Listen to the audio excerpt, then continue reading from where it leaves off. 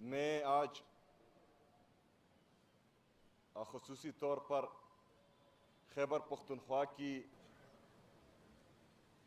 Assembly کو اور اس کے ممبران کو، کیونکہ مجھے تو میرے عوام کی طرف سے یہ خطاب دیا گیا تھا کہ میں عوامی وزیر اعلیٰ ہوں۔ آج آپ باقاعدہ عوامی اسمبلی بن گئے ہیں، میں آپ سب کو مبارکباد پیش کرتا ہوں۔ میں اپوزیشن کے ہمارے احمد کنڈی بھائی اور پیپل پارٹی کو بھی خراج تحسین پیش کرتا ہوں کہ چلیں کچھ شرائط پہ صحیح، کیونکہ کنڈی صاحب کی تقریر جو میں نے سنی تو مجھے لگا کہ اجازت کیوں ملی ہے، لیکن پھر بھی ہم خراج تحسین پیش کرتے ہیں کہ وہ آئیں۔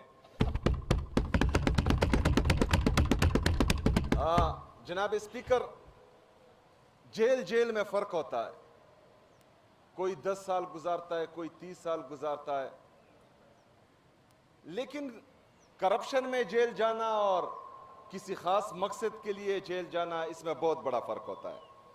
میں آج بار بار سن رہا ہوں آئین پاکستان کی کہ اسی مہینے جو ہے وہ آئین پاکستان مکمل ہوا تھا اور میجارٹی سے، بلکہ یونانیمسلی پاس ہوا تھا۔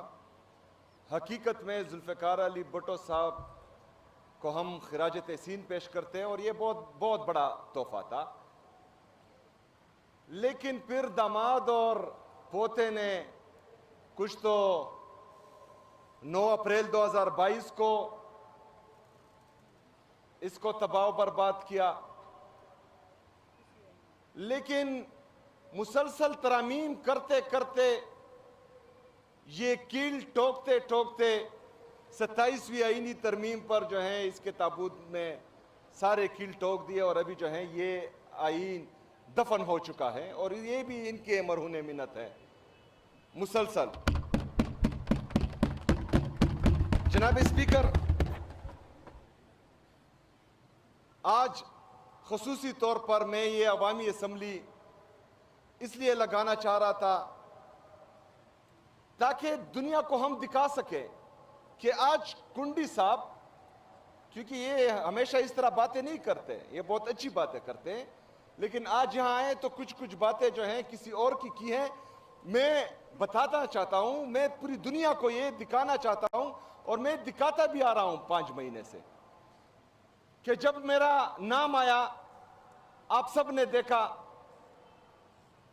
کہ کچھ لوگ اسلام آباد سے آئے، پشاور میں پریس کانفرنسز کی، غلط الزامات لگائیں جن کا کوئی کام ہی نہیں بنتا۔ انہوں نے مجھے دہشت گرد کہا، مجھے اسمگلر کہا۔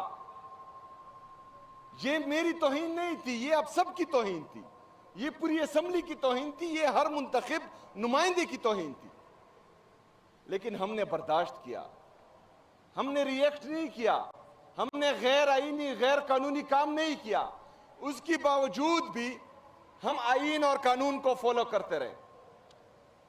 میں جمہوری تھا، جمہوری ہوں اور جمہوری رہوں گا، اس لیے میں نے باقاعدہ جن کو آج یہ کریڈٹ دے رہے ہیں ان کو باقاعدہ ٹیلی فون پر بتایا کہ یہ میرا حق ہے کہ میں اپنے لیڈر سے ملوں، اپنے قائد سے ملوں، جناب عمران احمد خان نیازی صاحب سے ملوں۔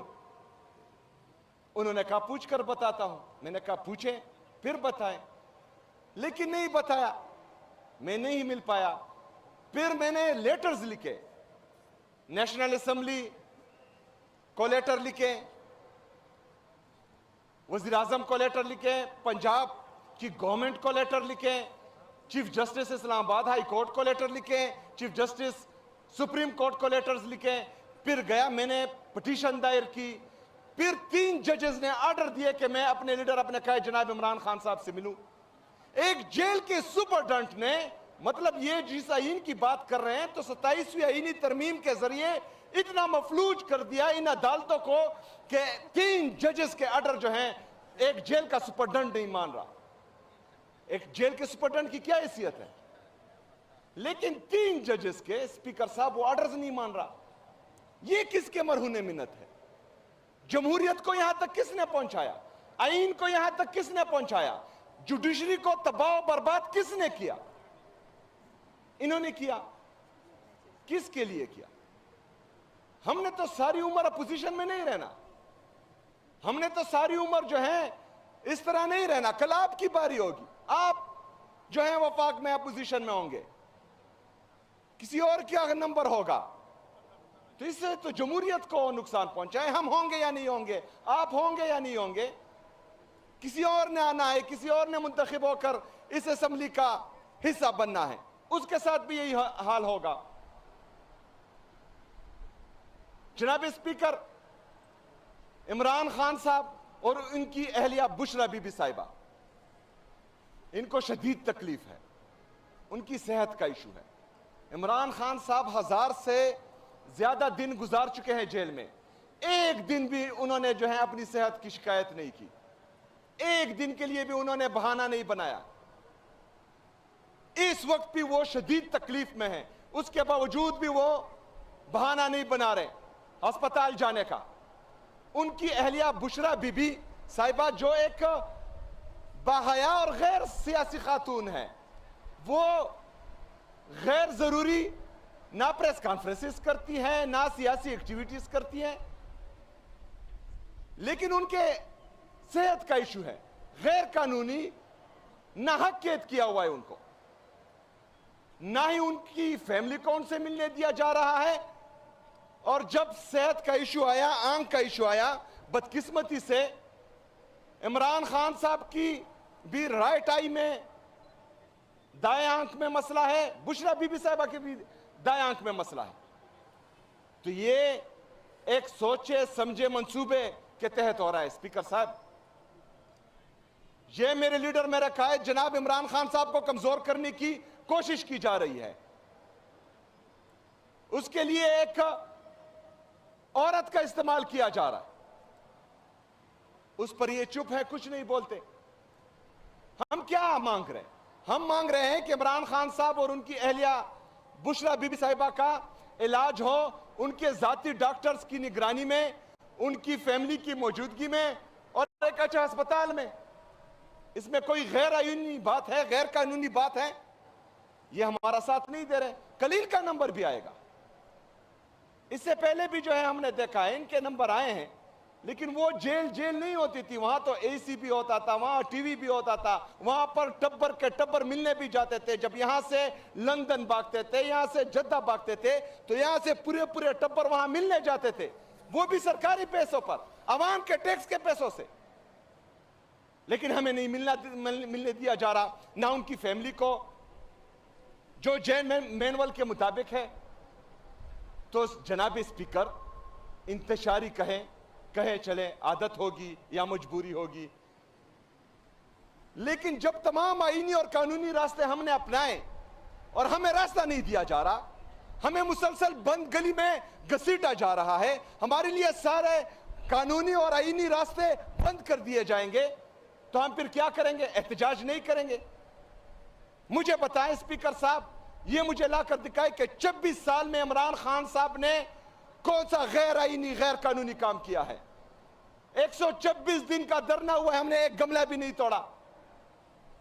3 سال سے مسلسل ہم مزاحمتی سیاست کر رہے ہیں، اپنے اوپر ظلم جبر فسطائیت کا رونا رو رہے ہیں، لیکن اس کے باوجود بھی ہم نے نہ بندوق اٹھائی ہے، نہ ڈنڈا اٹھایا ہے، نہ کوئی غیر آئینی کام کیا ہے.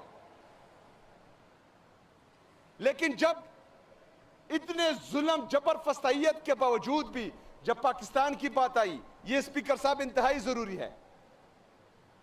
9 اپریل کی بات بھی میں کروں گا، لیکن اس سے پہلے کنڈی صاحب میں 2-3 میٹنگز کی بات کرتا ہوں. پاکستان کے لیے، پاکستان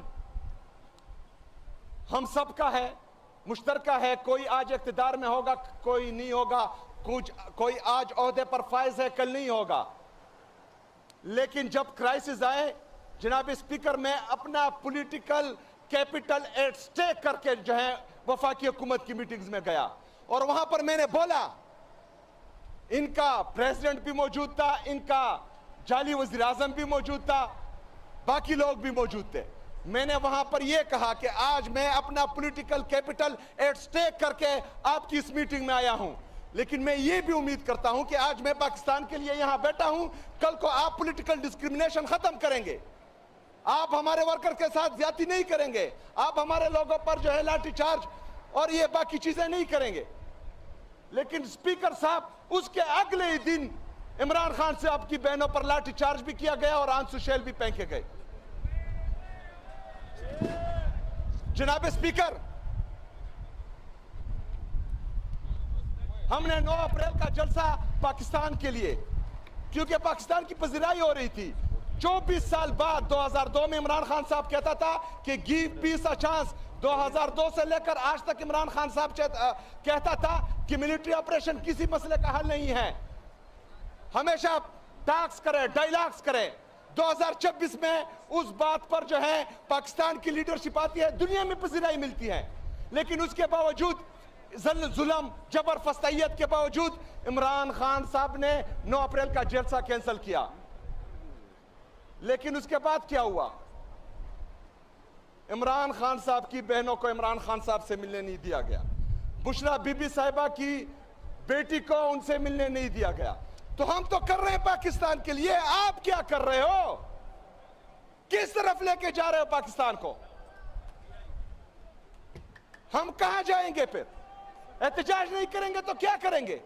اور یہی احتجاج، پرامن احتجاج، میرا آئین، میرا قانون مجھے اجازت دیتا ہے، میں کروں گا، میں نکلوں گا۔ جب آپ کا یہ رویہ ہوگا، آپ کو پاکستان کی فکر ہی نہیں ہوگی، آپ ایک سیاسی پارٹی کو جو پاکستان کی سب سے بڑی سیاسی پارٹی ہے اس کو مسلسل دیوار سے لگاؤ گے، تو ہمارے پاس کون سا آپشن رہتا ہے؟ آپ ہمیں دوسرے درجے کا شہری سمجھو گے، ہمارے پاس کون سا راستہ رہتا ہے؟ وہ پرامن راستہ انشاءاللہ تعالی ہم اپنائیں گے اور ضرور اپنائیں گے۔ شکریہ۔